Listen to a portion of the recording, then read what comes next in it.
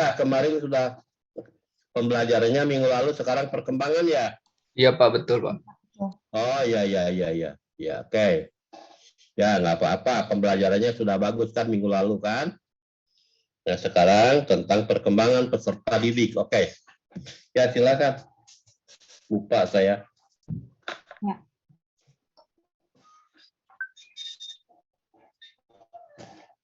Langsung aja ya, sambil menunggu share screen-nya. Ya, bismillahirrahmanirrahim. Assalamualaikum warahmatullahi wabarakatuh. Selamat siang semuanya. Selamat siang juga kepada yang terhormat dosen pengampu mata kuliah Psikologi Pendidikan dan Bimbingan, yaitu Bapak Dr. Suherman MPD, serta yang saya banggakan tentunya teman-teman Teknologi Pendidikan kelas D. Nah, semoga kita semua selalu dalam keadaan yang sehat, dan kita juga tidak lupa selalu mendoakan teman-teman kita yang mungkin keadaannya sedang kurang baik gitu ya. Semoga bisa menjadi lebih baik lagi gitu dan bisa memaksimalkan aktivitasnya nanti ketika sudah sehat. Nah, dan sepertinya lagi-lagi tidak ada kata-kata yang lebih pantas gitu ya, selain kita mengucap syukur atas limpahan rahmat Allah Subhanahu wa Ta'ala yang diberikannya kepada kita semua. Sehingga pada siang hari ini kita bisa berkumpul dalam room Zoom ini untuk melaksanakan perkuliahan online mata kuliah Psikologi Pendidikan dan Bimbingan dalam keadaan sehat walafiat tentunya. Nah, sebelumnya di sini saya akan menjadi moderator yang akan memandu kegiatan presentasi dan diskusi pada kesempatan kali ini dengan materi yang akan kita bahas bersama seperti yang ada di share screen ya, dasar-dasar perkembangan peserta didik. Nah, sebelum lanjut ke pembahasan materinya, nih di sini saya akan memperkenalkan dulu rekan-rekan penyaji yang akan menemani presentasi kali ini gitu ya. Di sini ada Esa Rahman, kemudian ada Putri Agustina, ada Resi Surya, ada Dava Destiano, dan ada Rian Nizar Safaan. Nah, ini teman-teman yang akan menyajikan materi yang tadi sudah dibahas ya, sudah disebutkan gitu di awal. Nah, mungkin untuk lebih lanjut lagi, dan mungkin teman-teman juga udah gak sabar ya, kemarin kan kita belajar tentang atau membahas tentang bagaimana belajarnya peserta didik. Nah, sekarang kita mempelajari tentang karakteristik, bukan karakteristik, apa ya, dasar-dasar perkembangannya gitu ya. Nah, untuk itu, mungkin kita lanjut aja ke pembahasan pertama mengenai konsep perkembangan peserta didik yang akan disampaikan oleh Esa Rahman. Kepada Esa, dipersilahkan. Baik, terima kasih kepada moderator. Materi pertama adalah mengenai konsep perkembangan peserta didik. Perkembangan di sini dimaksud sebagai perubahan-perubahan yang dialami oleh individu atau organisme menuju tingkat kedewasaan yang berlangsung secara sistematik, progresif, dan berkesinambungan, baik mengenai fisik atau jasmaniah maupun psikis atau rohaniah. Terdapat beberapa istilah yang berkaitan dan sering diasosiasikan dengan konsep perkembangan tersebut. Yang pertama adalah pertumbuhan. Apa itu pertumbuhan? Boleh di next slide.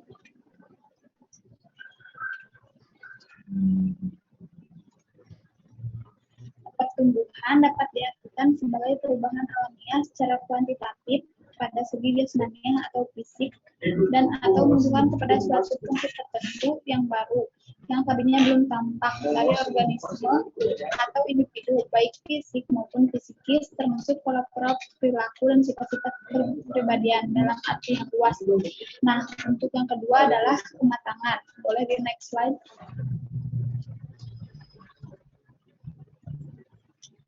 Kematangan atau masa peka menunjukkan pada suatu masa tertentu yang merupakan titik kulminasi dari suatu fase pertumbuhan sebagai titik tolak kesiapan dari suatu fungsi untuk menjalankan fungsinya.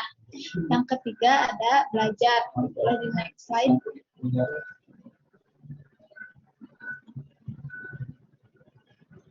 Belajar atau pendidikan dan latihan menunjukkan kepada perubahan dalam pola-pola sambutan atau perilaku dan aspek-aspek kepribadian tertentu sebagai hasil usaha individu atau organisme yang bersangkutan dalam batasan-batasan waktu setelah tiba masa pakainya. Untuk materi selanjutnya, saya kembalikan kepada moderator. Terima kasih. Baik, terima kasih kepada Esa Rahman yang telah menyampaikan pembahasan mengenai konsep perkembangan peserta didik. Nah, selanjutnya kita akan masuk ke pembahasan faktor yang mempengaruhi perkembangan peserta didik itu sendiri. Ada apa aja sih, gitu ya. Nah, mungkin kita boleh simak penjelasan dari Putri Agustina. Kepada Putri, waktu dan tempat dipersilakan. Baik, terima kasih atas waktunya. Saya sampaikan kepada moderator. Di sini saya berkesempatan untuk membahas materi tentang faktor yang mempengaruhi perkembangan peserta didik. Sebelumnya kita harus memahami dulu ya, sebenarnya perkembangan peserta didik itu apa?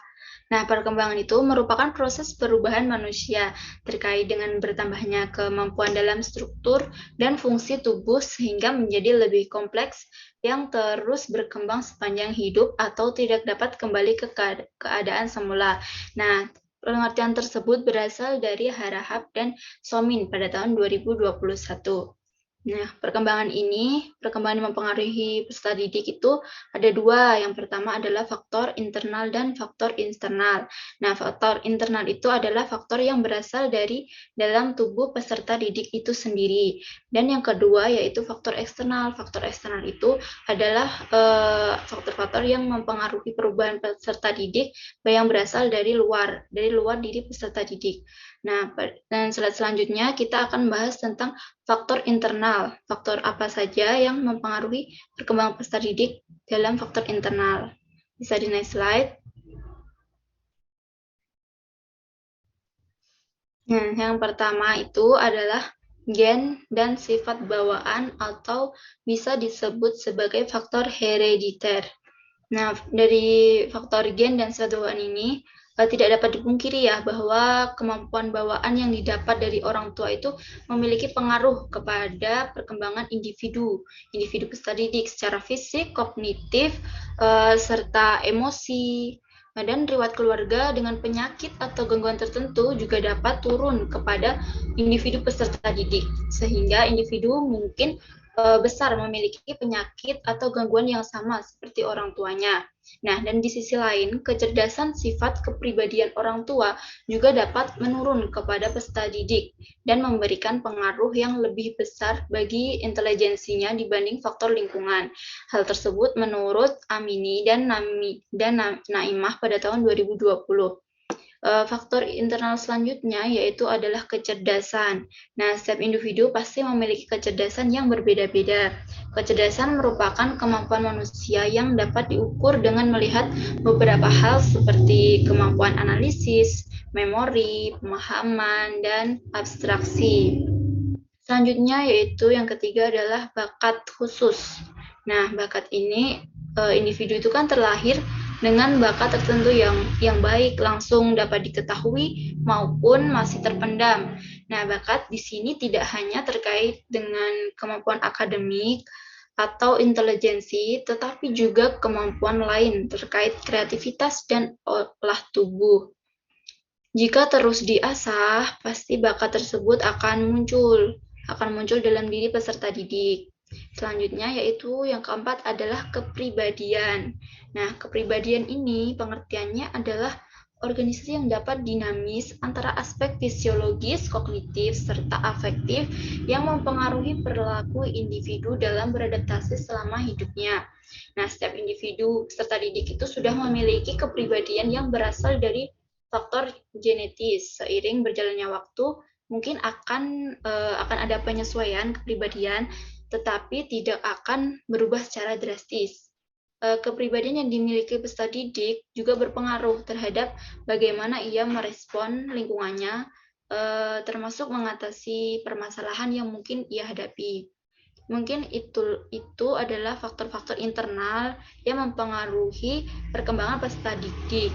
Selanjutnya yaitu ada faktor eksternal. Tolong next slide.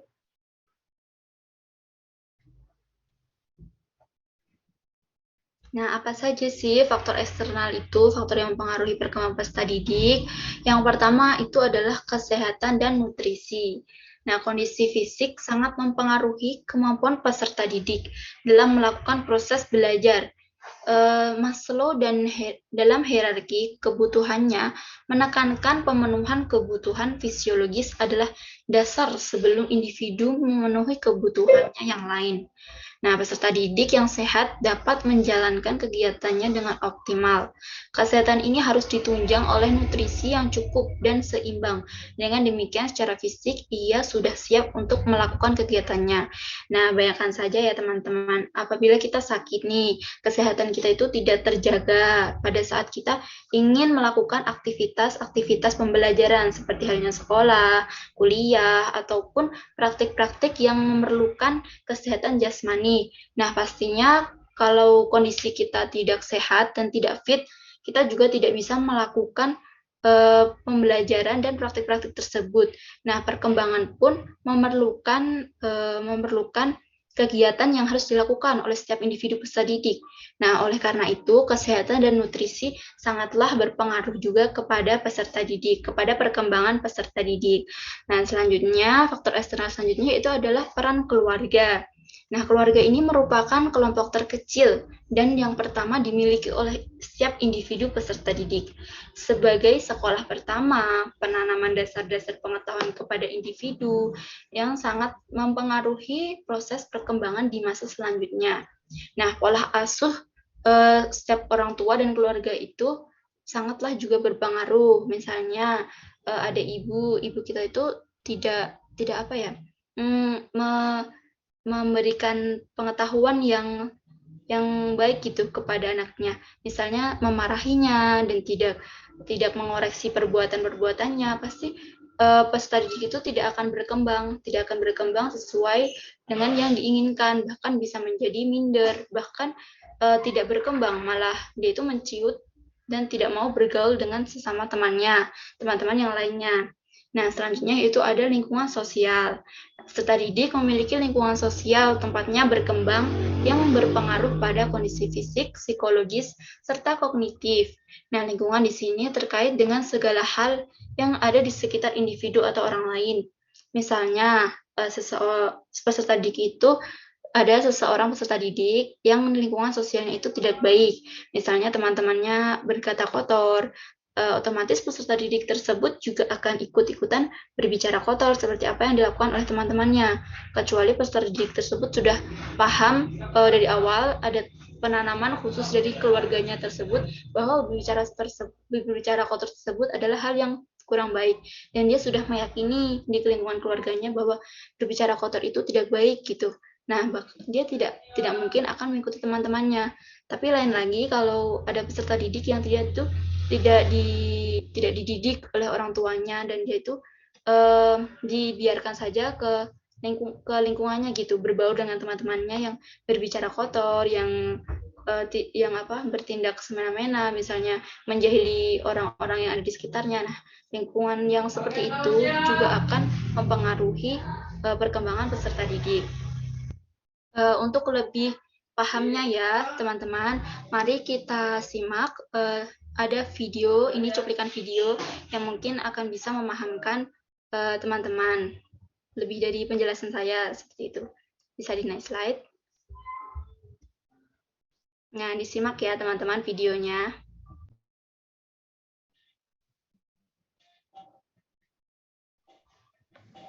Mungkin bisa di-share sound.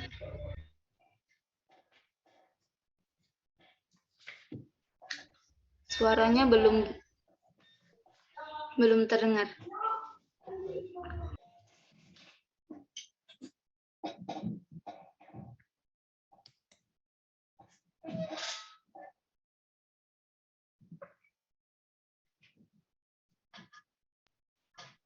Mohon maaf, suaranya belum terdengar. Mungkin bisa diulangi dulu, di-share sound.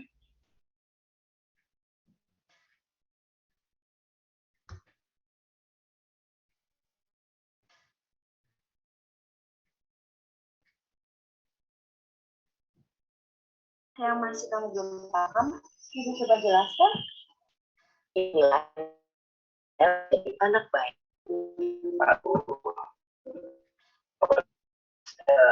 Baik, kami kamu pasti lebih hati-hati ya. Maafkan aku ya, Pak. Inilah yang membuat anak Anda bertanggung jawab. Sudah nak. Sudah bertengkar, ayo baikan lagi. Maafin Kak, maafin Dek. Inilah yang akan membuat anak Anda disiplin. Apa yang sulit dengan mata pelajaran ini buat kamu? Nanti Bapak bisa bantu bimbing. Kalau Anda ingin anak menjadi baik, pede dan pintar, besarkan mereka dengan kasih sayang, peduli, dan komunikasi yang lembut. Iya Pak. Kasih ya Pak.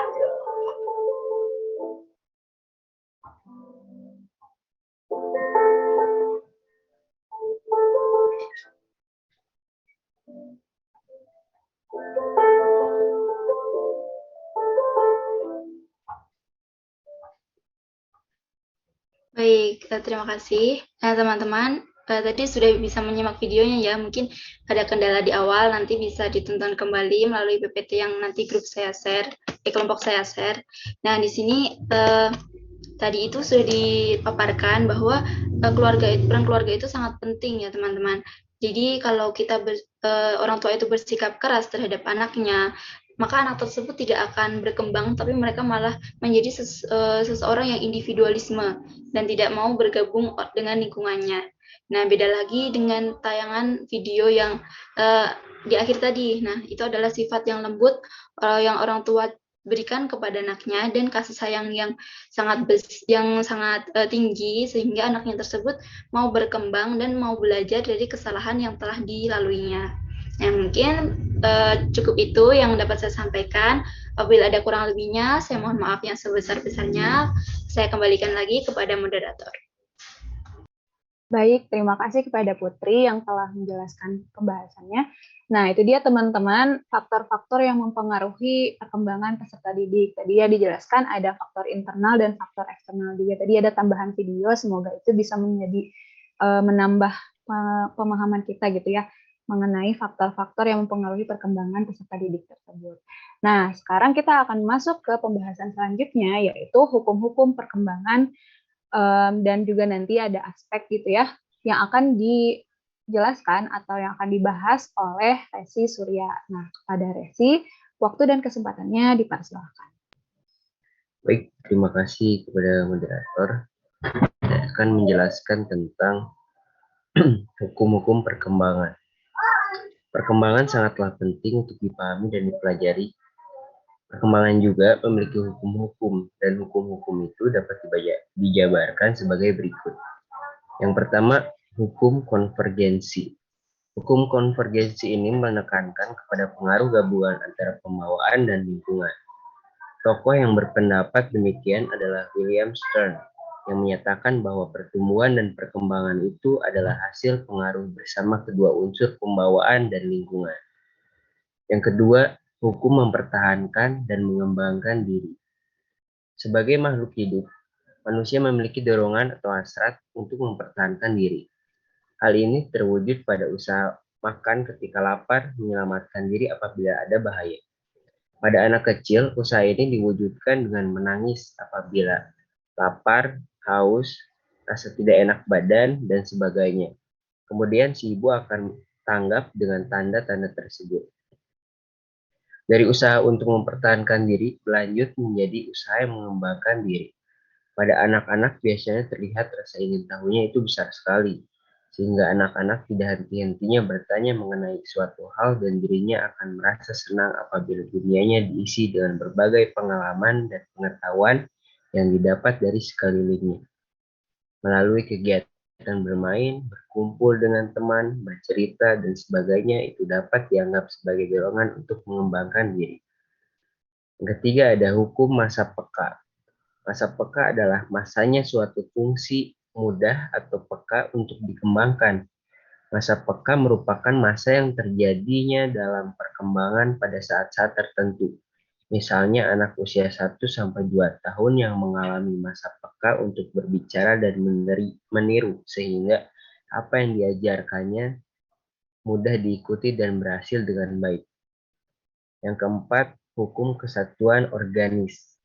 Yang dimaksud dengan hukum kesatuan organis di sini adalah bahwa berkembangnya fungsi fisik maupun mental psikologis pada diri manusia itu tidak berkembang lepas satu sama lainnya, tetapi merupakan suatu kesatuan. Yang kelima ada hukum rekapitulasi. Hukum rekapitulasi merupakan pengulangan ringkasan dari kehidupan suatu bangsa yang berlangsung secara lambat selama berabad-abad. Dengan hukum ini berarti perkembangan jiwa anak itu merupakan ulangan dan adanya persamaan dengan kehidupan sebelumnya atau yang dilakukan oleh nenek moyang. Yang keenam ada hukum tempo perkembangan. Ialah bahwa tiap anak mempunyai tempo kecepatan dalam perkembangannya sendiri-sendiri. Ada anak yang perkembangannya lebih cepat dari anak lainnya.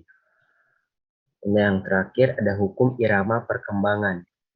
Berlaku terhadap perkembangan setiap orang baik menyangkut perkembangan jasmani maupun rohani. Hal ini berlangsung silih berganti, terkadang teratur, terkadang juga tidak. Ada kalanya tenang, ada kalanya goncang, tergantung dari irama perkembangan masing-masing individu tersebut. Pada umur 3-5 tahun, seorang anak biasanya mengalami irama goncangan sehingga sukar diatur. Suka membangkang, tetapi setelah itu anak bisa tenang kembali. Jadi next.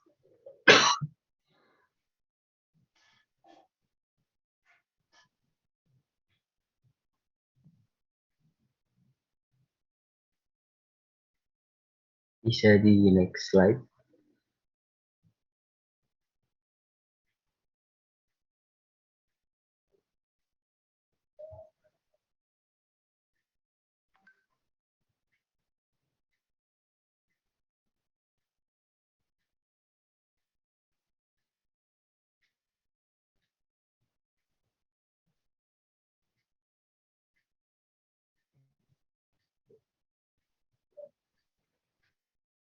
Baik, saya akan menjelaskan juga tentang aspek perkembangan.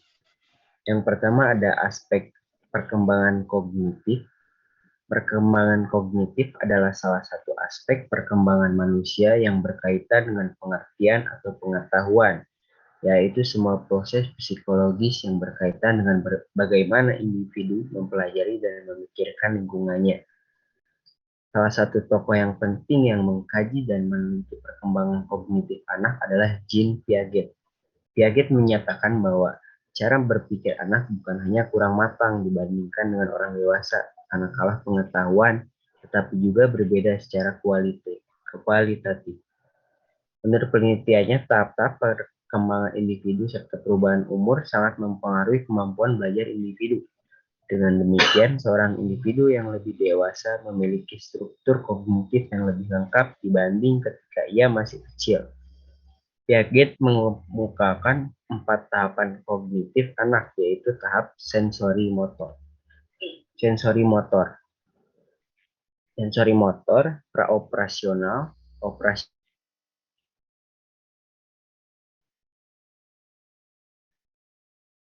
dan kemampuan berpikir yang mencakup kemampuan intelektual yang lebih sederhana, yaitu mengingat, sampai pada kemampuan memecahkan masalah yang menuntut siswa untuk menghubungkan dan menggabungkan beberapa ide, gagasan, metode, atau prosedur yang dipelajari untuk memecahkan masalah tersebut. Yang kedua ada aspek perkembangan fisik. Secara umum, fisik berarti bentuk.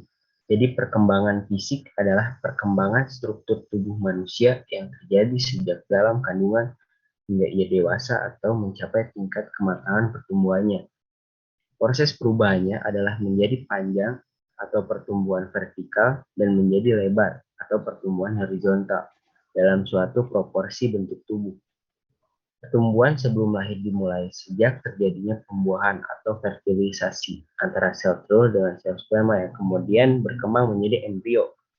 Masa sebelum lahir merupakan pertumbuhan dan perkembangan manusia yang sangat kompleks karena pada masa itu merupakan awal terbentuknya organ-organ tubuh dan tersusunnya jaringan syaraf yang membentuk sistem syaraf yang lengkap. Kelahiran merupakan tanda kematangan biologis. Masing-masing komponen biologi telah mampu berfungsi secara mandiri. Kebutuhan fisik dipengaruhi oleh berbagai faktor, antara lain faktor nutrisi yang telah terasa pengaruhnya sejak bayi belum lahir dan sesudah lahir, faktor perawatan yang menyangkut perawatan fisik maupun psikis seperti kasih sayang atau cinta kasih. Yang ketiga ada aspek perkembangan psikomotorik. Perkembangan psikomotorik dalam Kamus Besar Bahasa Indonesia, psikomotor secara harfiah berarti sesuatu yang berkenaan dengan gerak fisik yang berkaitan dengan proses mental. Perkembangan psikomotorik adalah perkembangan mengontrol gerakan-gerakan tubuh melalui kegiatan yang terkoordinasi antara susunan saraf pusat, saraf tepi, dan otot. Perkembangan motorik meliputi dua tahapan, yaitu motorik kasar dan motorik halus. Kemampuan motorik kasar adalah gerakan tubuh yang menggunakan otot-otot besar atau sebagian besar atau seluruh anggota tubuh yang dipengaruhi oleh kematangan anak itu sendiri. Kemampuan motorik halus adalah kemampuan yang berhubungan dengan keterampilan fisik yang melibatkan otot kecil dan koordinasi mata tangan. Yang keempat ada aspek perkembangan afektif. Perkembangan afektif mencakup emosi atau perasaan yang dimiliki oleh setiap peserta didik. Emosi adalah suatu keadaan perasaan yang kompleks yang disertai karakteristik kegiatan kelenjar dan motoris. Emosi adalah setiap keadaan pada diri seorang dan berhubungan dengan kondisi afektifnya dengan tingkatan yang lemah maupun yang kuat. Keadaan afektif yang dimaksud adalah perasaan-perasaan tertentu yang dialami pada saat menghadapi suatu situasi tertentu, seperti rasa senang, bahagia, benci, kangen, terkejut, tidak puas, tidak senang, dan sebagainya. Keadaan emosi pada setiap anak berbeda. Kadang ada anak yang dapat mengontrol sehingga emosinya tidak cetus keluar dengan perubahan atau tanda-tanda fisiknya. Yang kelima ada aspek perkembangan sosial. Syamsi Yusuf menyatakan bahwa perkembangan sosial merupakan pencapaian kematangan dalam hubungan sosial. Perkembangan sosial dapat diartikan sebagai proses belajar untuk menyesuaikan diri terhadap norma-norma kelompok moral dan tradisi, meleburkan diri menjadi suatu kesatuan dan saling berkomunikasi dan kerjasama. Pada awal manusia dilahirkan belum bersifat sosial, dalam artian belum memiliki kemampuan dalam berinteraksi dengan orang lain. Kemampuan sosial anak diperoleh dari berbagai kesempatan dan pengalaman bergaul dengan orang-orang di lingkungannya. Kebutuhan berinteraksi dengan orang lain telah dirasakan sejak anak memasuki usia 6 bulan. Di saat itu, mereka telah mampu mengenal manusia lain, terutama yang dekat dengan dirinya, yaitu ibu atau anggota keluarga yang lain. Anak mulai mampu membedakan arti senyum, marah, tidak senang, terkejut, dan kasih sayang. Sekian dari saya kembalikan kepada moderator. Baik, terima kasih Resi atas penjelasannya mengenai mengenai hukum dan juga aspek-aspek perkembangan peserta didik. Nah, tadi udah dijelasin, sekarang kita lanjut kepada materi selanjutnya, yaitu prinsip-prinsip dalam perkembangan peserta didik yang akan disampaikan oleh Dava. Kepada Dava dipersilakan.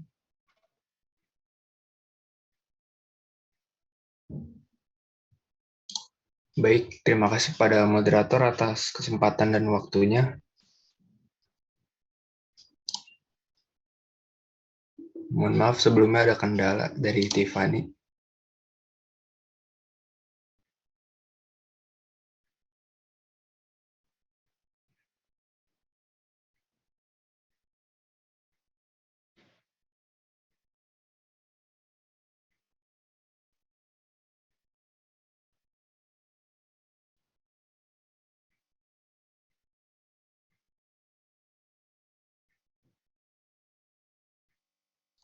Baik, saya lanjutkan. Selanjutnya ada prinsip-prinsip perkembangan.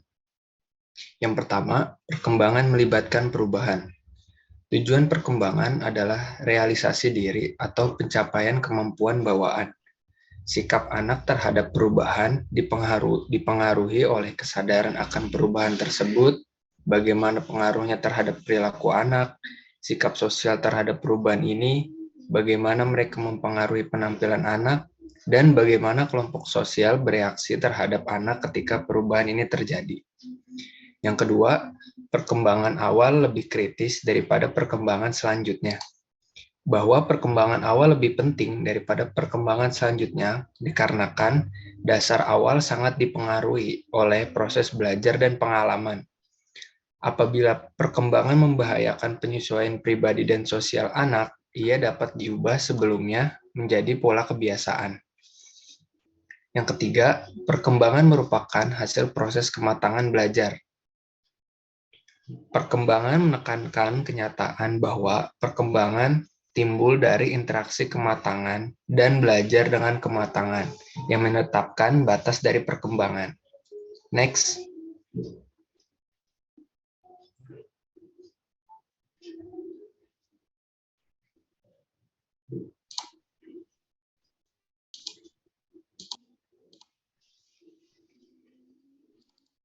Selanjutnya, ada manfaat mempelajari perkembangan peserta didik.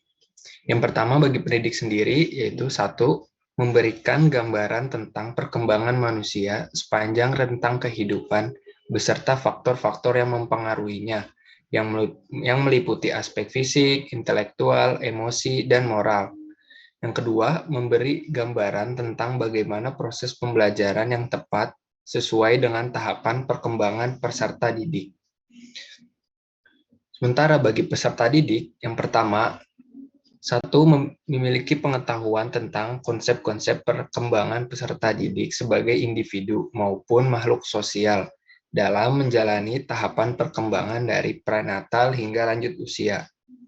Yang kedua, mampu menerapkan pengetahuan yang dimiliki dalam proses pembelajaran sesuai dengan tahap perkembangannya. Next.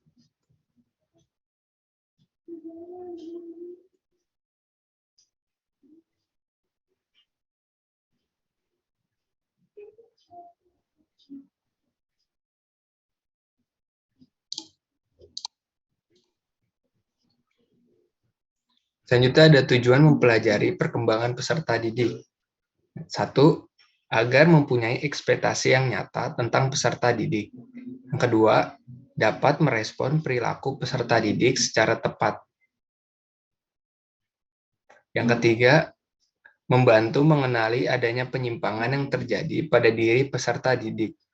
Dan yang terakhir, keempat, untuk membantu memahami diri sendiri sehingga dapat berperilaku secara tepat. Demikian yang bisa saya sampaikan. Saya kembalikan lagi kepada moderator. Baik, terima kasih kepada Dava yang telah menyampaikan pembahasannya. Nah, kemudian kita akan lanjutkan kepada karakteristik umum gitu ya dari perkembangan peserta didik itu sendiri. Nah, jadi apa aja sih gitu ya karakteristiknya? Masing-masing peserta didik tentunya berbeda-beda gitu ya setiap tingkatannya. Nah, yang akan diperjelas oleh Rian Mizar Safaat gitu ya untuk pembahasannya. Kepada Rian Mizar Safaat, waktu dan kesempatannya dipersilakan.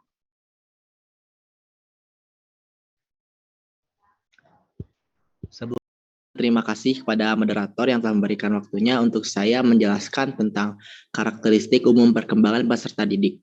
Nah, untuk menjelaskan hal tersebut, di sini ada 3 karakteristik yang harus kita bahas terlebih dahulu. Yang pertama ada karakteristik anak usia sekolah dasar, yang kedua ada karakteristik anak usia sekolah menengah, dan yang terakhir yaitu ketiga karakteristik anak usia remaja. Nah, untuk mempersingkat waktu, di sini saya akan menjelaskan terlebih dahulu karakteristik anak usia sekolah dasar. Next.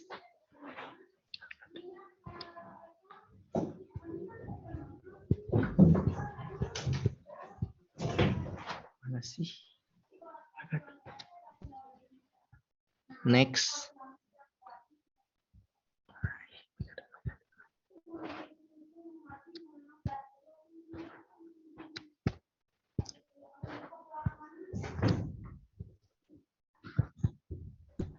Nah, terima kasih. Untuk karakteristik anak usia sekolah dasar yang pertama itu, menurut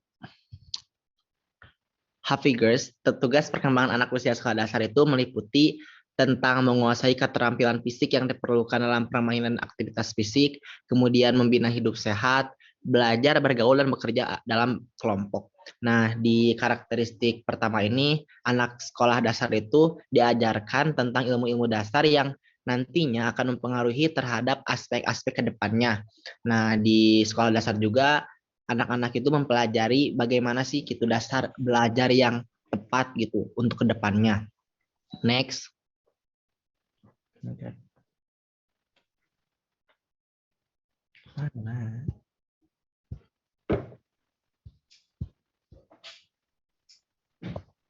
Oke, mungkin yang kedua yaitu karakteristik anak sekolah menengah.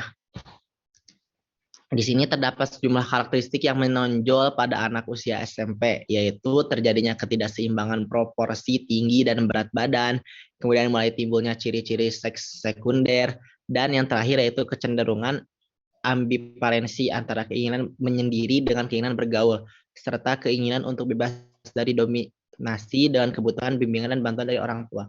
Nah, di karakteristik di sini di SMP yaitu pembentukan pola pikir juga di sini berpengaruh besar terhadap sifat individu. Kemudian juga pergaulan ini sangat mempengaruhi terhadap proses pembelajaran ke depannya. Karena ketika seseorang itu bergaul dengan yang tidak tepat, maka akan dipastikan ke depannya proses pembelajarannya akan terganggu dan dikhawatirkan tidak akan mencapai tujuannya gitu. Next. Oh my God.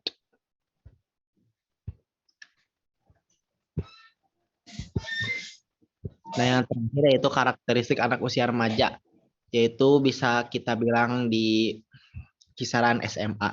Masa remaja ditandai dengan sejumlah karakteristik penting, yaitu mencapai hubungan yang matang dengan teman sebaya, dapat menerima dan belajar sosial sebagai pria atau wanita dewasa yang dijunjung tinggi oleh masyarakat, dan yang terakhir yaitu menerima keadaan fisik dan mampu menggunakannya secara efektif.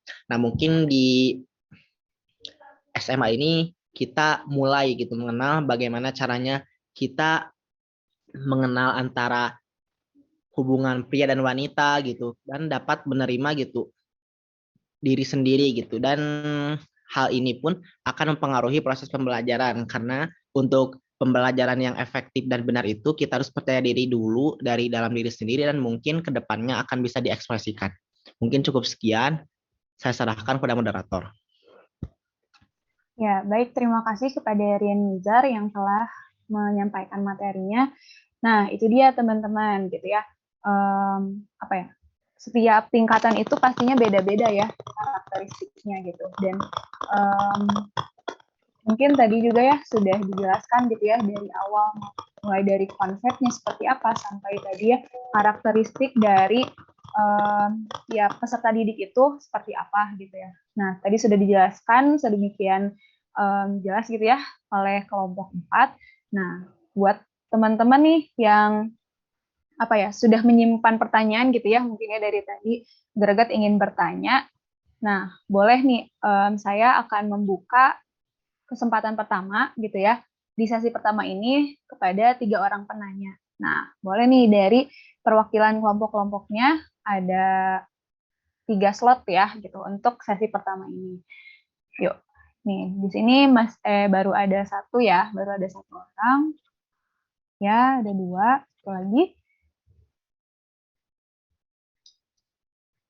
Nah, oke, siap. Nah, di sini udah ada 3 orang penanya, gitu ya. Boleh nih, untuk penanya pertama, Irna, dipersilahkan, dan disebutkan juga ya, mungkin kelompoknya, dari kelompok mana. Terima kasih. Silahkan, Irna.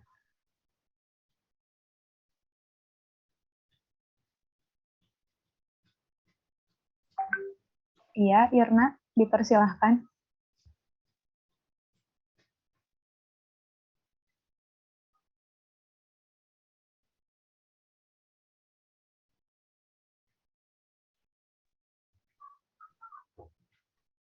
Boleh kepada penanya pertama, Irna, dipersilakan untuk menyampaikan pertanyaannya.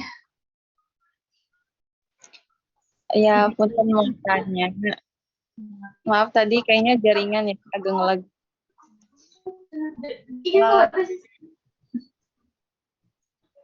Udah nikah? Udah? Tapi jarang fokus suami. Kenapa sih itu?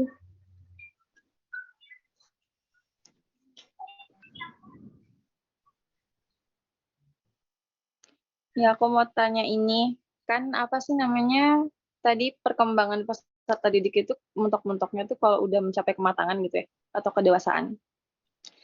Eh ada nggak sih tingkatan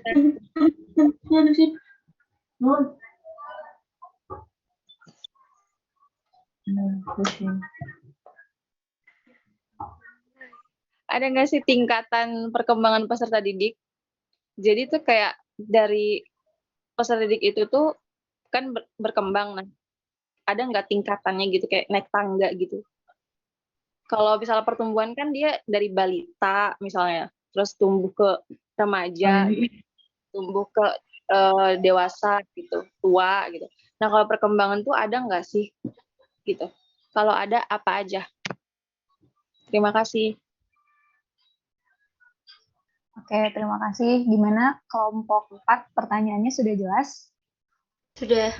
Baik. Boleh dilanjutkan kepada penanya kedua, ada Atala. Kepada Atala dipersilakan untuk menyampaikan pertanyaannya. Baik, terima kasih kepada moderator yang telah memberikan saya kesempatan untuk bertanya. Izin bertanya kepada kelompok. Gila banget ih. Tiara sih. Banyak najis bagus. Izin bertanya kepada kelompok penyaji, kan di dalam manifestasi perkembangan terdapat perkembangan perseptual. Nah, apa sih contoh di dalam kehidupan sehari-hari tentang perkembangan perseptual ini? Terima kasih. Baik, terima kasih pada Atala. Untuk kelompok 4, apakah pertanyaannya sudah jelas? Mohon diulang dulu ya, Atala, soalnya tadi kurang jelas.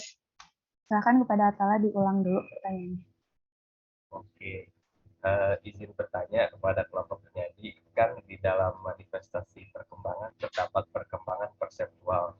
Nah, apa sih contoh di dalam kehidupan sehari-hari tentang perkembangan perseptual ini? Terima kasih. Baik, bagaimana kelompok 4 sudah jelas? Sudah jelas, terima kasih atas pertanyaannya, Atala. Oke, kita lanjut ke penanya terakhir di sesi pertama ini. Kepada Nabila, dipersilakan. Baik, terima kasih moderator. Saya dari perwakilan kelompok 6, izin bertanya. Kan tadi sudah dijelaskan mengenai karakteristik peserta didik dari mulai anak usia SD sampai usia SMA atau remaja. Nah, bagaimana jika ada kasus yang seperti ini, di mana ada anak usia SMP secara umur dia sudah masuk ke dalam usia sekolah menengah, gitu kan? Tetapi secara karakteristiknya itu tidak memenuhi karakteristik anak usia sekolah menengah, malah lebih kepada karakteristik anak usia sekolah dasar. Nah, berarti kan belum tercapai karakteristiknya. Namun, kemudian itu harus bagaimana untuk menanggapi atau untuk mengatasi hal seperti itu. Terima kasih. Baik, terima kasih Nabila. Kepada kelompok 4, apakah pertanyaannya sudah jelas? Oke, boleh mungkin dari kelompok 4, barangkali ada yang sudah memiliki jawabannya atau akan berdiskusi terlebih dahulu, dipersilakan.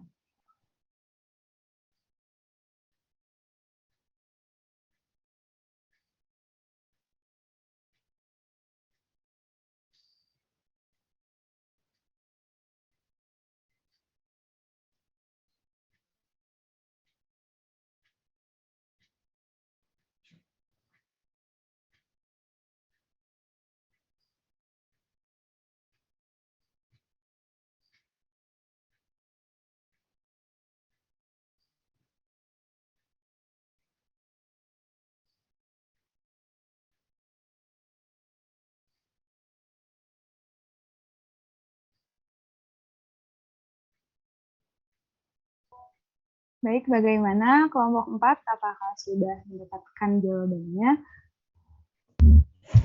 Izin jawab pertanyaan dari kelompok 1 atau dari Atala ya. Pertanyaannya, apa contoh dalam kehidupan sehari-hari tentang perkembangan perseptual? Perkembangan perseptual merupakan kemampuan anak mengenal terhadap lingkungan melalui indera penglihatan serta yang lainnya. Contoh penerapan dalam kehidupan sehari-hari Bisa juga pembelajaran dilakukan secara langsung atau melalui permainan-permainan yang sesuai dengan perkembangan anak.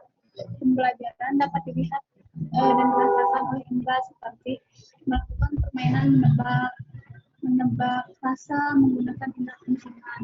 Bagaimana anak? Apakah sudah terjawab? Sudah terjawab, terima kasih. Baik, terima kasih kepada Esa dan juga kepada Atala atas pertanyaan dan jawabannya. Nih, mungkin buat teman-teman yang merasa ingin menambahkan juga nggak apa-apa ya. Kita di sini berdiskusi bersama-sama gitu. Barangkali nanti misalnya teman-teman ada yang mau menambahkan nih pertanyaan dari Atala tadi gitu ya, jawabannya Haina, boleh sekali. Gitu.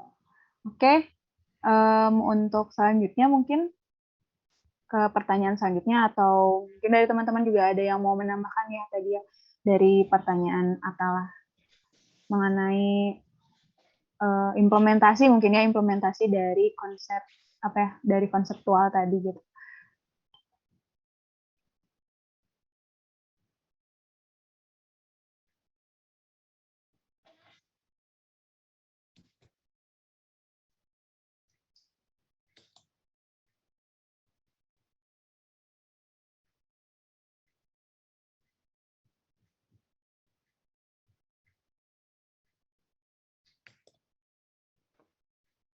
Saya mohon izin menjawab dari pertanyaan Irna, tingkatan perkembangan peserta didik.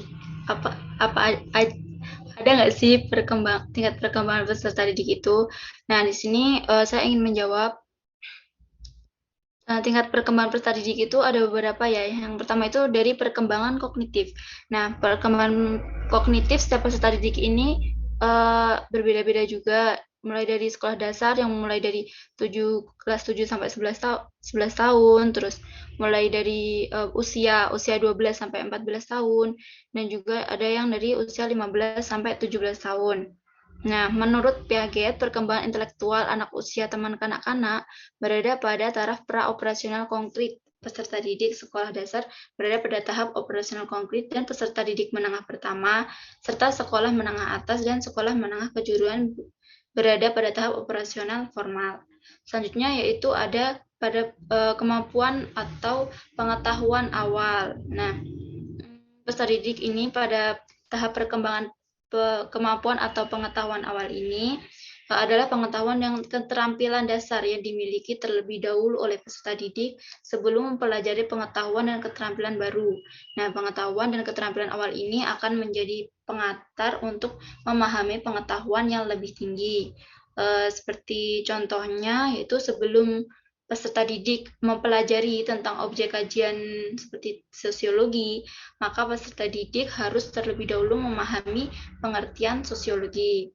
Yang selanjutnya itu ada tahap perkembangan pada gaya belajar. Nah, di sini yang dikutip oleh guru PPPK Gaya Belajar Peserta Didik menurut Mas Ganti tahun 2012 yaitu dimaknai sebagai cara yang cenderung dipilih oleh untuk menerima informasi lingkungan dan memproses informasi tersebut. Yang di dalamnya itu ada terkait motivasi dalam belajar, terus ada perkembangan emosi, terus juga ada seperti perkembangan sosial dan sebagainya. Mungkin cukup itu saja yang bisa saya jawab. Apakah terjawab, Irna? Insya Allah udah 50%. Makasih ya. Baik, terima kasih. Mungkin nanti kalau ada yang mau menambahkan lagi, silakan ya teman-teman. Ya, boleh benar teman-teman. Kalau ada yang mau nambahin, boleh banget nih. Tadi juga dari Irnanya baru 50% ya terjawabnya gitu. Barangkali ada yang mau menambahkan. Nah, mungkin dari kelompok 4 juga udah ada nih jawaban untuk tadi ya dari Nabila dari kelompok 6 nih. Barangkali sudah ada, boleh untuk disampaikan jawabannya. Atau dari teman-teman, sekali lagi tadi ya, ada yang mau menambahkan, dipersilahkan. Sangat-sangat dipersilahkan.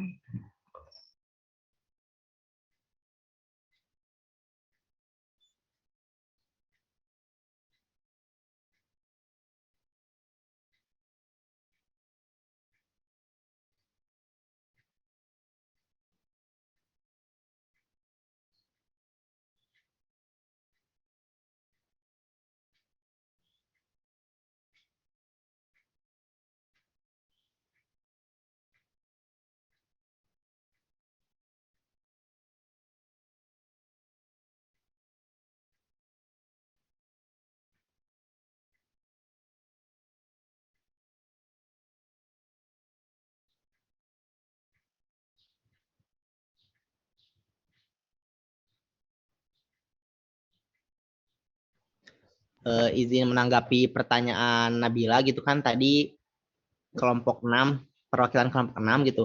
Kan tadi kata Nabila dijelaskan mengenai karakteristik peserta didik dari mulai anak usia SD sampai anak usia SMA. Nah, bagaimana jika ada kasus seperti di mana anak usia SMP itu secara umur dia sudah masuk ke dalam usia sekolah menengah, akan tetapi secara karakteristiknya itu tidak memenuhi karakteristik anak usia sekolah menengah, malah lebih ke karakteristik anak usia sekolah dasar. Nah, berarti kan belum tercapai karakteristiknya. Kemudian itu bagaimana cara menanggapi hal tersebut. Nah, mungkin kita dapat melihat dari sudut pandang bagaimana anak tersebut tidak dapat tercapai gitu karakteristik anak SMP-nya gitu. Nah, di sini peran orang tua itu sangat berguna gitu terhadap anak tersebut. Karena pada dasarnya karakteristik anak SMP itu sudah ada gitu.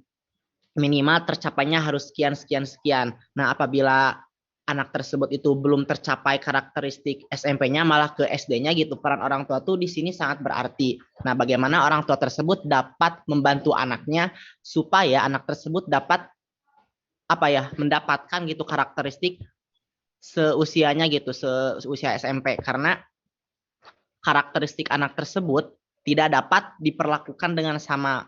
Maknanya apa gitu? Kita harus meningkatkan bagaimana caranya anak tersebut dapat mendapatkan karakteristik anak SMP. Mungkin cukup sekian. Terima kasih.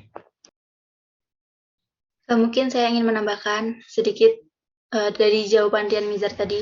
Nah, kan setiap individu peserta didik itu berbeda-beda ya faktor yang mempengaruhi perkembangannya. Mulai dari tadi yang sudah saya jelaskan, yaitu ada faktor internal dan faktor eksternal. Nah, mungkin saja peserta didik yang perkembangannya ini terlambat, yang seharusnya di masa SMP tapi dia masih dalam tahap sekolah dasar. Nah, mungkin itu disebabkan oleh faktor internal juga, karena mungkin dia memiliki faktor kesehatan yang kurang tidak seperti teman-teman lainnya, mungkin bisa jadi seperti itu. Dan hal itu bisa ditangani dengan mungkin memberikan itu tadi dari keluarganya, bisa dengan memberikan perlakuan yang lebih tidak seperti teman-teman yang lainnya, karena dia itu memiliki sedikit kekurangan yang mungkin bisa dikatakan kekurangan karena dia tidak berkembang dengan semestinya. Mungkin itu yang bisa saya tambahkan. Terima kasih. Ya, baik. Terima kasih kepada Rian Mizar dan Putri. Bagaimana Nabila? Apakah pertanyaannya sudah terjawab? Sudah, terima kasih. Baik, terima kasih. Nah, karena tadi 3 pertanyaan sudah terjawab, dan mungkin dari teman-teman juga merasa cukup kali ya, gitu. Tidak ada yang mau ditambahkan lagi nih dari pertanyaannya. Untuk itu, saya akan membuka sesi kedua untuk pertanyaan dari teman-teman nih. Di sesi kedua juga sama ya, ditampung 3 pertanyaan. Nah, pada teman-teman yang sudah memiliki pertanyaan, dipersilahkan untuk raise hand. Ini ada Yustika nih, baru Yustika. Ada lagi? Yuk.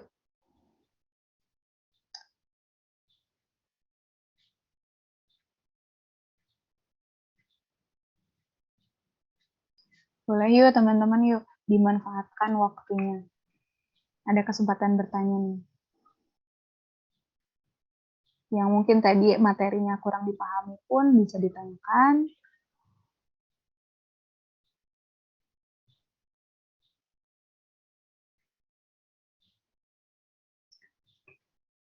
Oke, sambil menunggu pertanyaan yang lain, mungkin dari Yustika dulu ya.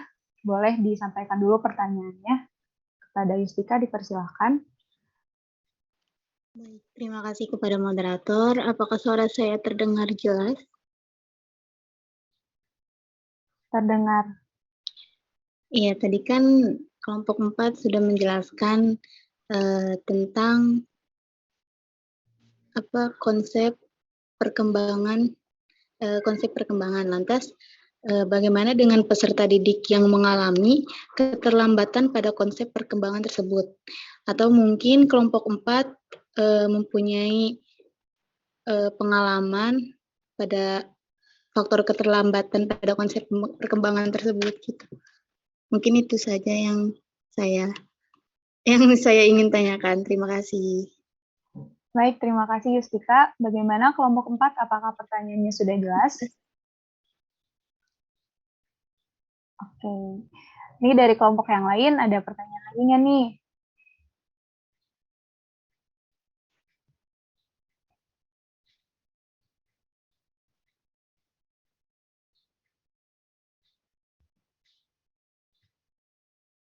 Barangkali tadi ada materi-materi yang kurang dipahami, boleh ditanyakan kepada kelompok 4, supaya kita juga lebih paham nih nantinya gitu ya.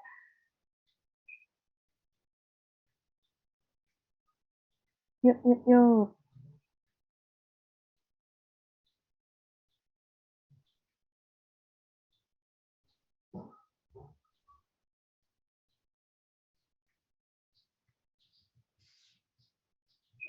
Dari kelompok 4, apakah ada sudah ada jawabannya dari pertanyaan Yustika tadi? Izin jawab pertanyaan dari Yustika. Boleh, silakan. Pertanyaannya, bagaimana dengan peserta didik yang mengalami keterlambatan pada konsep perkembangan? Jadi, setiap fase perkembangan peserta didik itu merupakan hal yang sangat penting yang tidak boleh dilewatkan. Nah, yang harus dilakukan dari orang tua siswa ataupun terutama kita sebagai calon tenaga pendidik, yaitu memahami perkembangan-perkembangan yang terjadi oleh peserta didik tersebut, khususnya dalam pembelajaran. Hal ini dikarenakan perkembangan peserta didik dalam proses pembelajaran sangat penting dan difokuskan. Perkembangan peserta didik mempunyai peran dalam menentukan hasil kematangan belajarnya. Kan setiap perkembangan peserta didik juga akan membawa pengaruhnya bagi masa depan, sehingga harus diperhatikan agar tidak ada yang terlewat. Jadi intinya orang tua ataupun tenaga pendidik itu harus memberikan perhatian yang lebih kepada peserta didik tersebut.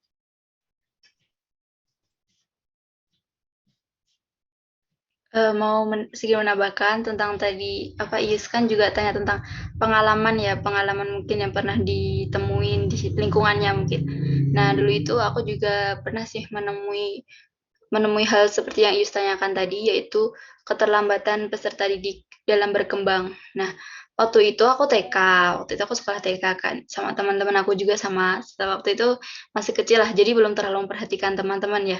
Nah terus selanjutnya pada waktu aku naik ke kelas 1, kelas 2, aku tuh, loh kok temanku itu kenapa ya, kok nggak naik gitu, kenapa sih dia kok masih ada di TK, kok dia masih di kelas 1 ya, kok dia juga nggak naik ke kelas-kelas selanjutnya. Nah ternyata karena itu ada faktor dari internalnya. Nah internal peserta didik tersebut ternyata dia itu masih belum mampu mengimbangi peserta didik lainnya. Mungkin karena itu itu dari Tuhan ya, mungkin kekurangannya itu belum bisa gimana ya dibaca padahal itu gurunya itu sudah memaksimalkan diri untuk mengajarinya membaca dan menulis, tapi ya karena dari Allahnya ya mungkin dianya belum bisa untuk mengimbangi teman-teman yang lainnya, belum bisa membaca, belum bisa menulis. Nah jadi ya guru tersebut otomatis kan nggak mungkin ya mau menaikkan dia ke kelas selanjutnya seperti teman-teman yang lainnya yang sudah memiliki perkembangan belajar yang sudah semestinya gitu. Nah mungkin itu sih pengalaman yang saya temuin, dan karena itu faktor internal dari dalam diri sendiri, jadi ya mau gimana lagi gitu. Oke, terima kasih, mungkin itu yang bisa saya tambahkan. Boleh ini nggak nanya lagi? Iya, dipersilahkan. Mungkin kalau misalkan buat ngatasinnya gitu, kan berarti harus kejar faktor keterlambatan itu kan. Buat cara kejarnya tuh mungkin gimana gitu, itu aja sih. Mungkin kalau untuk mengejar keterlambatan itu, selain dia di sekolahnya sama gurunya diberi perlakuan yang khusus, itu dari orang tuanya juga harus ada dukungan, bukan malah kayak gimana ya, kok kamu nggak bisa sih, kok kamu nggak kayak teman-teman yang lain sih, gitu. Seharusnya orang tuanya itu memahami dengan anaknya yang memiliki keterbatasan dan tidak bisa menyetarai teman-teman yang lainnya. Mestinya orang tuanya itu mendukung dan mengajarinya dengan baik-baik dan nggak lupa juga orang tuanya harus memperhatikan tingkat nutrisi yang dia dapatkan. Nah, biasanya kan perkembangan itu juga pengaruhnya itu melalui kesehatan ya, kesehatan fisiknya. Jadi kalau dia makannya kurang bernutrisi dan kurang gizinya, mungkin itu juga bisa mempengaruhi gitu. Mungkin itu Yus yang bisa itu terjawab nggak? Terjawab. Terima kasih. Oke, sama-sama. Oke, terima kasih Yustika atas pertanyaannya dan Putri ya tadi terkait jawabannya gitu. Nah, ini dari teman-teman ada yang mau bertanya lagi? Oh, boleh nih, ada Dandi. Boleh Dandi dipersilakan menyampaikan pertanyaannya.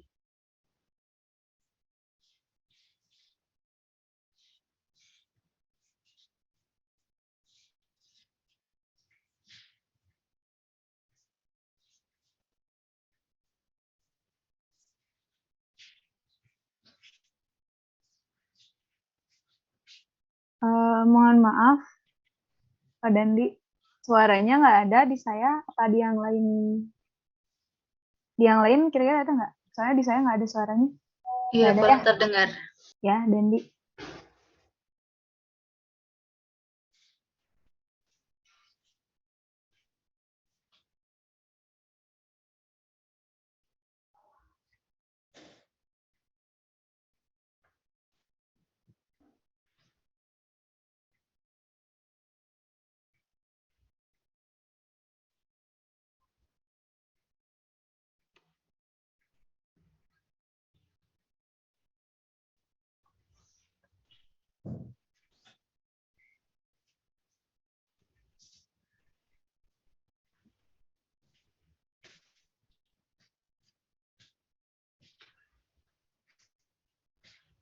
Mohon maaf sebelumnya, Dandi suaranya masih belum terdengar.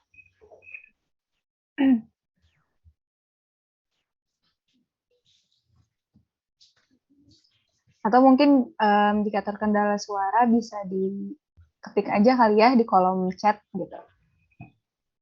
Boleh diketik aja di kolom chat pertanyaannya.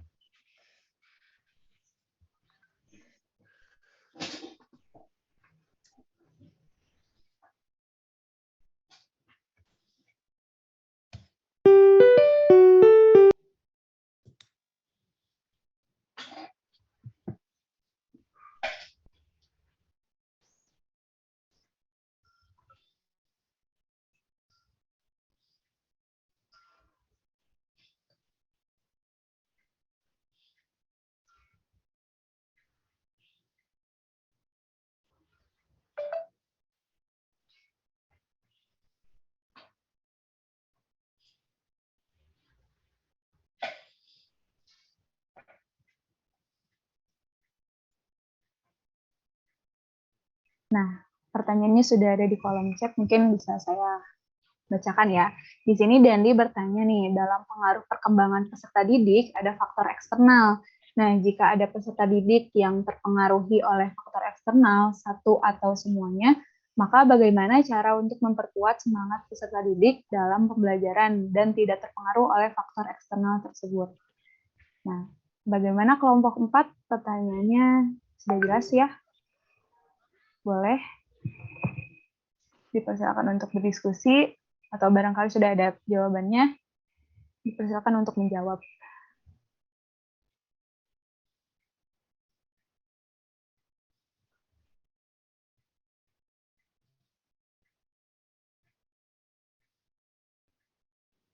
Mohon izin menjawab pertanyaan dari Dandi ya. Tadi kan sudah saya jelaskan juga bahwa perkembangan peserta didik itu ada juga pengaruhnya itu dari faktor eksternal. Nah, contohnya dari teman-temannya dan lingkungan sekitar. Nah, di sini pertanyaan Dandi itu bagaimana cara untuk memperkuat semangat peserta didik dalam pembelajaran dan tidak terpengaruh oleh faktor-faktor eksternal tersebut. Nah, bisa saja ini ditanamkan oleh lingkungannya, lingkungan keluarganya, lingkungan yang paling dekat dengan peserta didik tersebut. Nah, kalau dari keluarga dari kecil dia sudah dididik tentang norma-norma dan nilai-nilai yang bagus yang patut untuk dilakukan pada saat dia sudah beranjak dewasa, melalui masa kanak-kanak, melalui masa dewasa, pasti dia akan gimana ya? Saat menerima faktor-faktor eksternal yang kurang baik, pasti dirinya itu akan menolak, akan apa namanya? Oh, itu tidak baik, itu merupakan perilaku yang salah gitu. Nah, jadi kan gimana ya? Faktor keluarga itu juga merupakan benteng sih sebenarnya, benteng untuk apa sih? Untuk bekal dia waktu besarnya nanti. Dan juga pendidikan agamanya juga harus ditanamkan sejak dia masih kecil. Misalnya orang tuanya memasukkan dia ke apa namanya? Ke ngaji, apa sih? Ke madrasah lah, ke madrasah. Nah, pasti dia itu juga itu apa? Akan berpikir juga karena dia sudah mendapatkan siraman rohani sejak kecil dari guru-guru sewaktu dia di madrasah tersebut. Mungkin itu jawaban dari yang dapat saya sampaikan. Apa ada yang mungkin mau menambahkan? Silahkan. Oke, terima kasih izin menambahkan yang dikatain Putri tadi juga. Faktor yang harus kita pentingkan itu yang pertama jati diri gitu. Bagaimana jati diri tersebut gitu dapat kedepannya berjalan dengan baik dan lancar. Jati diri itu sangat perlu dipunyai oleh setiap individu gitu. Nah, ketika seseorang sudah mempunyai jati diri masing-masing gitu, kedepannya setiap individu itu dapat menentukan arah dan tujuan jalannya masing-masing. Bagaimana mereka dapat mendapatkan kesuksesan, bagaimana mereka dapat bertingkah, bersikap, berperilaku dan sebagainya. Namun apabila seorang itu belum mempunyai jati diri yang kuat, mereka itu dapat tergoyahkan gitu oleh kenakalan, oleh gangguan-gangguan dari pihak luar manapun. Nah, jadi faktor yang paling utama untuk meraih hal tersebut gitu, kita harus mendapatkan dan mempunyai gitu jati diri yang kuat agar kedepannya kita mempunyai jalan yang lebih gampang untuk ditujunya. Mungkin sekian. Terima kasih. Izin menambahkan. Ya, silakan. Dari aku sendiri itu dilihat lagi tujuan sama benefitnya. Jadi kalau misalkan apa namanya, biar nggak terpengaruh lingkungan luar gitu. Kayak ngeliat lagi tujuannya untuk apa sih kita ngikutin lingkungan luar itu, ngikutin pengaruh dari lingkungan luar itu, kayak benefitnya ke aku tuh apa sih gitu loh. Kayak benefitnya lebih banyak benefitnya atau lebih banyak ruginya gitu. Kayak lebih harus bisa berpikir visioner sih, tapi itu kalau dalam diri pribadi. Kalau apa ya, kalau misalnya orang lain yang mau merubah gitu, mungkin lebih ke dijelasin aja kali ya, dikasih keyakinan paham gitu, dikasih paham kalau kamu harus berpikir visioner gitu. Coba pikirkan tujuan sama benefit dan kerugiannya buat kamu. Mungkin di masa yang akan datang nanti gitu. Terima kasih. Ya, terima kasih Irna atas tambahan jawabannya. Gimana berarti Dandi nih, pertanyaannya sudah terjawab apa belum?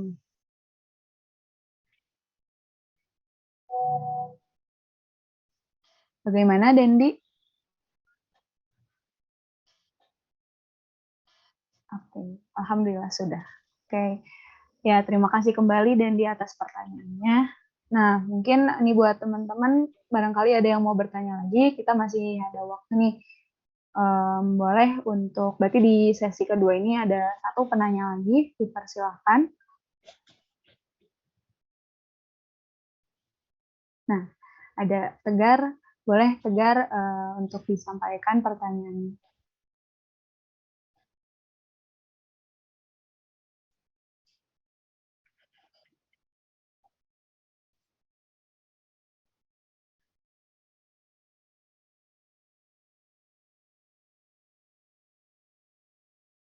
Oke, terima kasih Tegar atas pertanyaannya. Bagaimana kelompok 4, apakah jelas pertanyaannya? Jelas ya, boleh didiskusikan terlebih dahulu.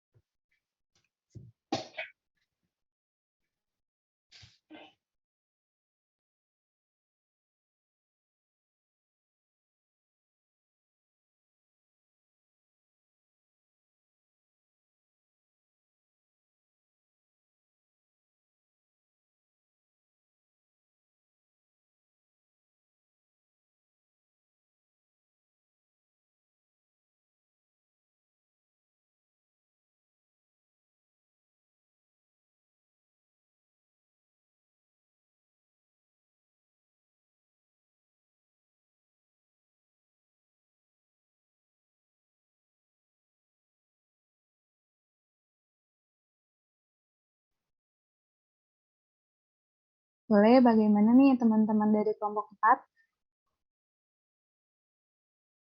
Ya, sebentar, masih didiskusikan. Silakan.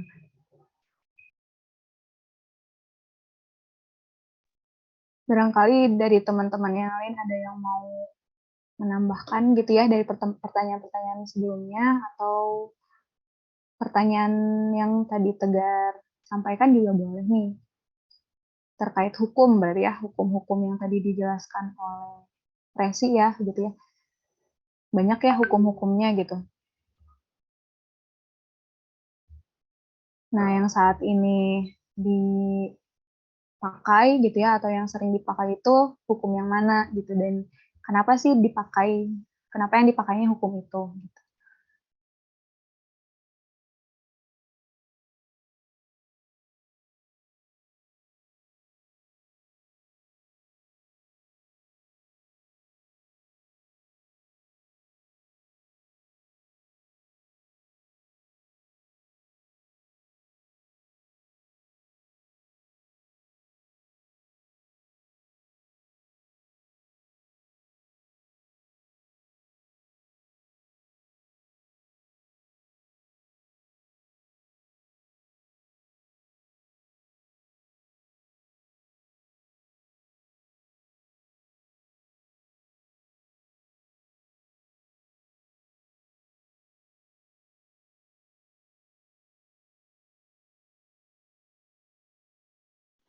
Izin menjawab pertanyaan dari Tegar gitu.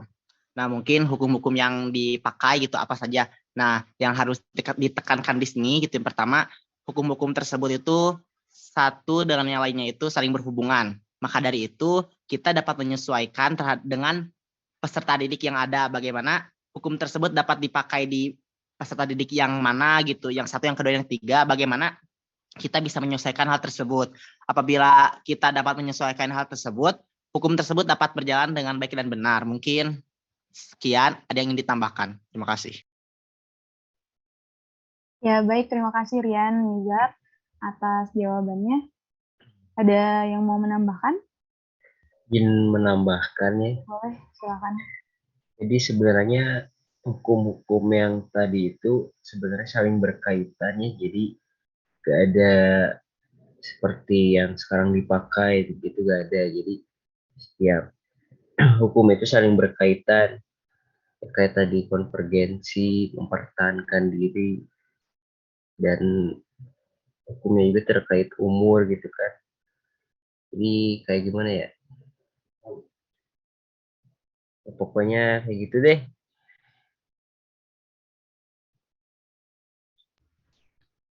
Baik, mungkin itu ya yang dapat kelompok kami sampaikan dari hasil diskusi tadi. Mungkin nanti untuk lebih lengkapnya bisa disambung oleh Pak Suherman. Baik, ya terima kasih kepada kelompok 4 ya tadi atas jawabannya. Berarti hukum-hukum yang tadi dijelaskan itu adalah satu kesatuan gitu ya, tidak terpisah satu sama lainnya. Jadi dalam apa ya, melihat perkembangan peserta didik itu ya semuanya dilihat gitu ya, semua hukum itu dipakai gitu, tidak membeda-bedakan satu hukum hukum yang satu dengan hukum yang lainnya gitu. Jadi satu kesatuan gitu. Nah, bagaimana Tegar? Apakah pertanyaannya sudah terjawab? Oke, terima kasih kepada Tegar ya atas pertanyaannya. Nah, dari teman-teman ada yang mau menambahkan lagi nggak kira-kira? Atau misalnya tadi ya ada pertanyaan-pertanyaan mungkin yang tadi, aduh aku pengen nambahin nih, gitu. Tapi ternyata tadi waktunya mungkin udah keburu maju nih. Lanjut ke pertanyaan lain, nggak ada. Oke. Nah, mungkin karena waktu pun sudah mau ya tinggal beberapa menit lagi ya, gitu. Untuk itu boleh nih dari kelompok 4 kayak ditarik nih kesimpulannya gitu ya dari pembahasan di hari ini gitu ya mengenai perkembangan dari perkembangan peserta didik ini gitu ya, dasar-dasar perkembangan karakteristik dasar-dasar perkembangan peserta didik ini gitu. Boleh diambil dulu kesimpulannya, disampaikan dulu.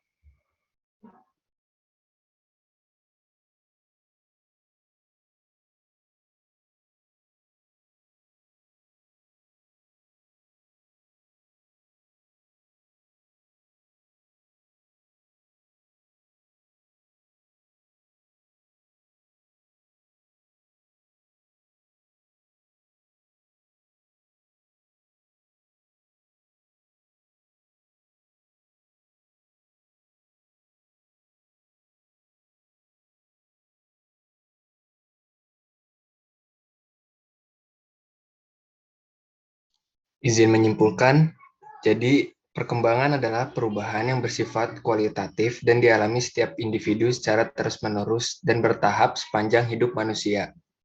Perkembangan lebih mengarah kepada perubahan kuantitatif dan kualitatif. Dalam proses pembelajaran terdapat banyak fase perkembangan yang dialami peserta didik. Perkembangan peserta didik mempunyai peran dalam hasil kematangan dan belajar. Terima kasih. Baik, terima kasih kembali atas penyampaian kesimpulannya dari kelompok 4. Nah, mungkin cukup sekian gitu ya yang bisa kelompok 4 sampaikan, dan sesi diskusi kali ini pun kita tutup bersama gitu ya. Nah, mohon maaf atas segala kekurangannya, baik saya sebagai moderator di sini maupun kelompok 4 tadi gitu ya. Semoga bisa sama-sama mengambil ilmunya gitu ya, dan menjadi pemahaman bagi kita ke depannya. Nah, untuk selanjutnya saya serahkan kepada Pak Suherman. Baik, terima kasih. Siapa? Bayani namanya siapa? Iya, Bapak Bayan. Bayani, makasih, dan kelompok 4.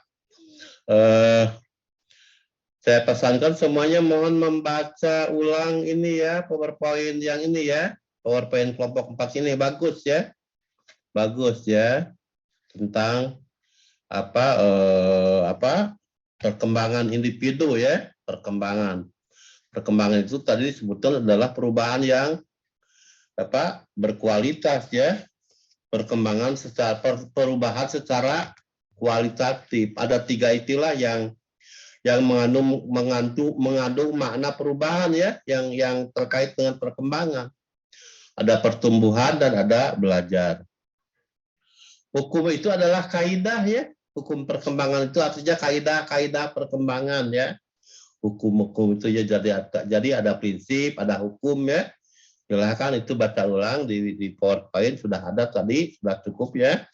Dan ya, dalam mengkaji tentang landasan perkembangan peserta didik ini, ada beberapa hal yang harus dipahami. Ada periode ya. Kalau periode itu anak, remaja, dewasa, tua, itu periode ya. Ada aspek, kalau aspek itu ada perkembangan kognitif, intelektual gitu kan, etis, sosial, dan seterusnya, tanggung jawab ya. Setiap periode perkembangan memiliki tugas perkembangan yang berbeda. Tugas perkembangan itu apa? Ciri perubahan ya. Tugas perkembangan itu adalah ciri perubahan. Ciri perubahan pada setiap periode itu berbeda-beda. Karena berbeda, maka kalian harus memahami ciri-ciri perubahan setiap periode tersebut ya. Begitu ya. Jadi mohon ini dipahami, karena setiap tindakan guru ya harus disesuaikan dengan tingkat perkembangan siswa ya. Setiap tindakan guru dalam mendidik, dalam membelajarkan siswa harus disesuaikan dengan tingkat perkembangan siswa, karena setiap tingkat perkembangan memiliki kebutuhan yang berbeda. Oke ya, terima kasih ya. Saya kira begitu, waktunya sudah habis ya. Minggu depan kita akan ujian tengah semester jam 1 ya. Kelas A dan kelas B untuk ujian jadwalnya sama jam 1 ya. Jadi minggu depan jam 1 kita akan melaksanakan ujian tengah semester ya. Mohon semuanya menyiapkan diri ya. Oke. Saya kira begitu ya. Cukup? Ya. Kalau begitu, terima kasih semuanya ya. Terima kasih semuanya. Tetap sehat, tetap semangat. Belajar tidak boleh bosan ya. Belajar tidak boleh bosan ya. Kalau ada bosan, upayakan bagaimana caranya supaya belajar tetap menyenangkan bagi kalian. Oke, terima kasih ya. Assalamualaikum warahmatullahi wabarakatuh. Waalaikumsalam warahmatullahi wabarakatuh. Terima kasih banyak Bapak. Terima kasih banyak Pak. Saya lihat duluan ya. Baik, Ya. Pak. Sudah didokumentasi belum? Sudah Bapak. Sudah? Ya, tuh. Dokumentasi dulu. Saya lupa tadi. Ya, mau dipoto dulu. Silahkan. Sama Safiya yang akan fotonya? Iya Pak. Ya, silahkan. Oke. Foto ya. 3, 2, 1. Sudah Pak. Ya, makasih ya. Ya, saya lihat sekarang.